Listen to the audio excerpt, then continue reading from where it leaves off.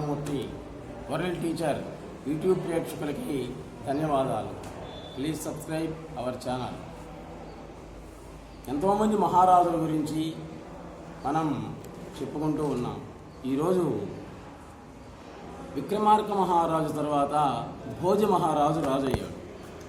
భేతాళుని వశం చేసుకొని ఎన్నో ఇబ్బందులు పడి దైవశక్తులన్నీ కూడా సాధించాడు విక్రమార్క మహారాజు. దేవేంద్రుడు ఆయనకు ఒక రత్న సింహాసనాన్ని బహూకరించాడు. సాలభంజికలు నుంచాడు.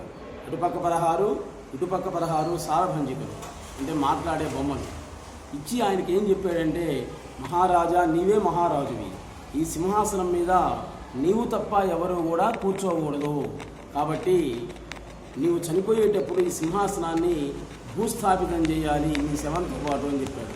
విక్రమార్క మహారాజుకి ఇంకా అత్యాశ పుట్టింది. ఎల్లకాలం నేనే సింహాసనం మీద కూర్చోవాలని పడింది అనమాట. ఆయన మానవుడు కదా, అత్యాశపరుడు మానవుడు.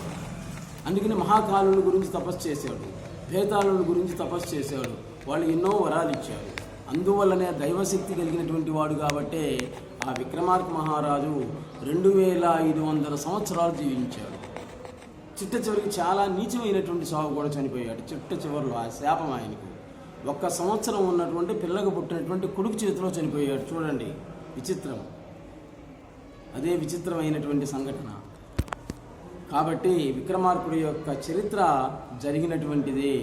ఆ రోజు ఆయన పరిపాలించేటప్పుడు ప్రజలందరూ డైరీలాగా రాశారనమాట. ఈరోజు ఇలా జరిగింది, ఈరోజు ఇలా జరిగింది అని. ఒకరోజు ఉన్నటువంటి చరిత్ర మనకుంది.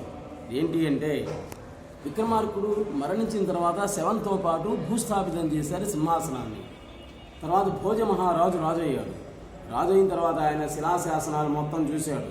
ఎక్కడో రాసిందనమాట అది భూమిలో సింహాసనం ఉంది అని. రైతుల ద్వారా భూమిని తవ్వించి బయటికి